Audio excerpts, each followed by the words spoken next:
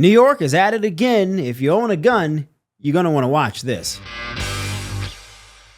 Welcome to the Shermichael Singleton Show. I'm your host, Shermichael Singleton. There's a phrase in law, hard cases make bad law. Well, but in today's political climate, we might revise that to scary headlines make federal power permanent, which is something we don't really want.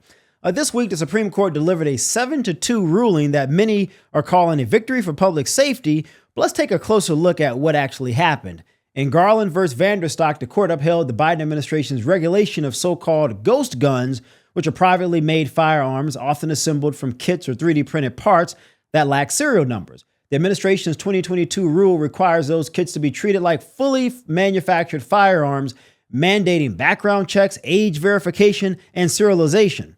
The majority ruled that these kits can be readily converted into working guns and are therefore subject to federal regulation. To the average observer, it might seem like a small common sense step, but in practice, it's a significant expansion of executive authority with implications that reach far beyond ghost guns. Because if the ATF can now regulate parts, potential, and possibility, we must ask, where does that power actually end? To help us break this all down, we're joined again by one of the sharpest minds in firearms, journalism, policy, and law, Stephen Gutowski, founder of The Reload and a We the Free firearms analyst. Stephen, welcome to the program.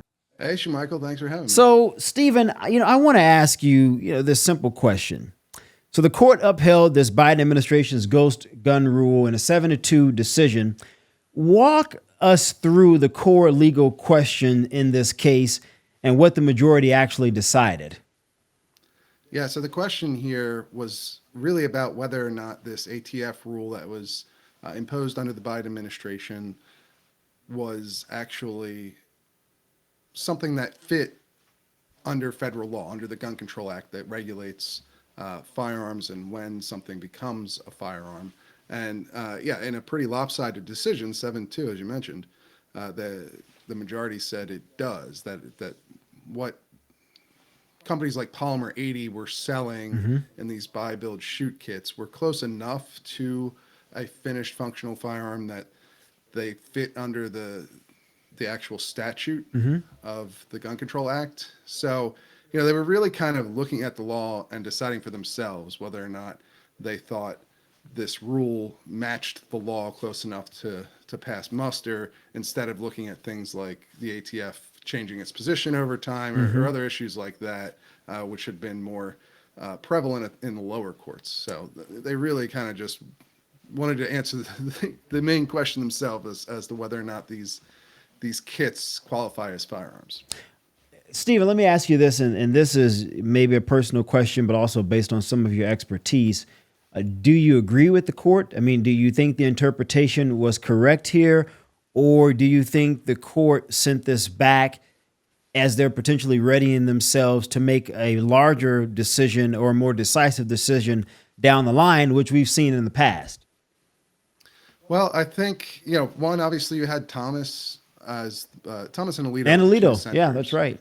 And so Thomas was a much more in-depth dissent than Alito, who more took issue with the standard that the court used to decide the case. So they both were kind of upset about it. And the main critique being that the majority treated this as what you would call a facial challenge, one where you just have to find a single constitutional aspect of enforcement of this rule for it to stand up. And, whereas they didn't think it should be treated that way. They thought just because there's one way that this regulation could apply and be consistent with the law doesn't mean that on the whole it should be upheld. Right.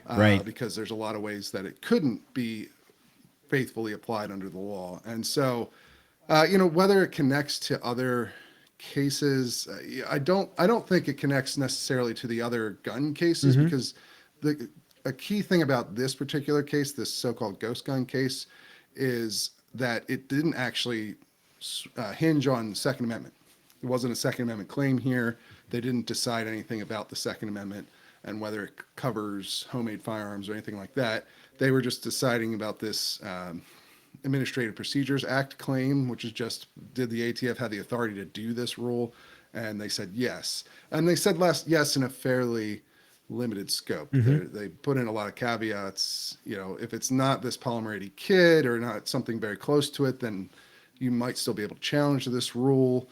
Same thing for unfinished frames and receivers. If they're not as far along as the ones in this polymer 80 kit that they spend a lot of time focusing on, then maybe you could still challenge them. So it's a fairly limited ruling in that regard, and I don't think it has much implication for where the court is going on Second Amendment claims. I hope you're right about that, and I kind of want to get into what the ATF rule actually says about the kits. It says if a kit can, quote, readily be converted into a firearm, it should be treated like one under federal law. But this is interesting wording to me, Stephen, because readily converted, I mean, that's such it's an open-ended kind of, what does that mean, I guess? I'm a gun guy, you're a gun guy. Can one take any piece of a firearm and say, well, the trigger guard or the trigger, I should say, is an important component of the firearm, although it's outside of the firearm once you put it in. So maybe we should start regulating triggers and say, well, you can't have a trigger that's so light because a lighter trigger makes it easier to fire a pistol. Where does this potentially stop? Because from my perspective as a gun guy, I could point to a lot of things that will qualify as readily converted. That's kind of strange to me, man. Yeah, that's one of the main critiques of this rule is that it's a bit vague on where exactly the line is for what right. is and isn't readily convertible. They in the rule itself, the ATF says we're not going to regulate, bare metal or bare polymer, liquid polymer, right? We're not going to go all the way to the limits of this. But they include in that rule some guidance on readily convertible from the National Firearms Act, which regulates machine guns, right? Because there's actual language saying, anything readily convertible to a machine gun is considered a machine gun under the National Firearms Act. And, that can be in past case law. If somebody can complete a machine gun within 8 hours with the use of a machine shop, then that could be considered readily convertible in some of these cases. So there's some pretty extreme examples out there, and that if you apply that to an AR-15 or a polymer 80 Glock style pistol, you are getting down to you could take an aluminum block with the certain tools. There's mills that they sell out there, the Ghost Gunner by Defense Distributed, and you could go from just a pure metal block to a finished receiver in 8 hours, which is the key here. It's the question in this whole case, and this rule is about where is the line between what is a a frame that's regulated under the Gun Control Act, and you need to serialize and do background checks to sell to people or to possess. You can't be a prohibited person, right? You can't have a felony or something along those lines on your record. Where's that line between that part and just what people have traditionally called paperweights, 80% lowers, because they call them that because they're not considered firearms. They haven't traditionally been considered firearms. And I don't know that we have an answer to that really from this case. Stephen, I don't think so at all. And look, the example that I gave is obviously a pretty extreme example, saying, hey, well, at some point, they say, look at a trigger, but you can only look at some of the regulations that have come out of the ATF over the past 15 or 20 years. And you have seen some of these regulations, many of these regulations get more and more extreme, more and more ridiculous, with more and more open-ended questions compared to answers. And so I could potentially see at some point under a Democratic administration, someone may say, well, let us start looking at triggers. And because that is an important part of a firearm, and you can't fire it without a trigger. And well, we didn't realize that there were triggers come in different pounds. And maybe if it's a lighter, then obviously that's easier to shoot. I could see someone going down that rabbit hole, Stephen, on that side, and then saying, you know what, we should actually start to regulate triggers. Yeah, I would say it'd be harder to do that, regulating triggers under this type of rule, because this deals more with the component, like the frame and the receiver. Right. No, I get that. The logic is there from what you're saying. Right. No, I certainly get that part, but what I'm simply saying is, if you start here, the point that I'm making, Stephen, because the court didn't, in my opinion, go far enough to really lay out some specifics in terms of the limitations of where this could go, I could see how you can say, well, if we got approval here for this particular item, why not look at other components of a firearm and see where we can go there? Yeah, I mean, it's possible. What I've noticed from these last two cases where they've dealt with ATF rules. You had the bump stock ban, which they struck down as unconstitutional. And then you had this ghost gun rule, which they upheld as constitutional. And what really strikes me about it is the court just seems to be kind of wanting to look at every rule that comes out of the ATF itself and decide on the merit, like the actual, hey, do we think this rule fits the law, rather than deciding on like, because a lot of both of these cases, the ATF used to say something different, right? For 60, 70 years, they said, a frame or receiver is is this level of completion before you actually have to consider it a regulated part.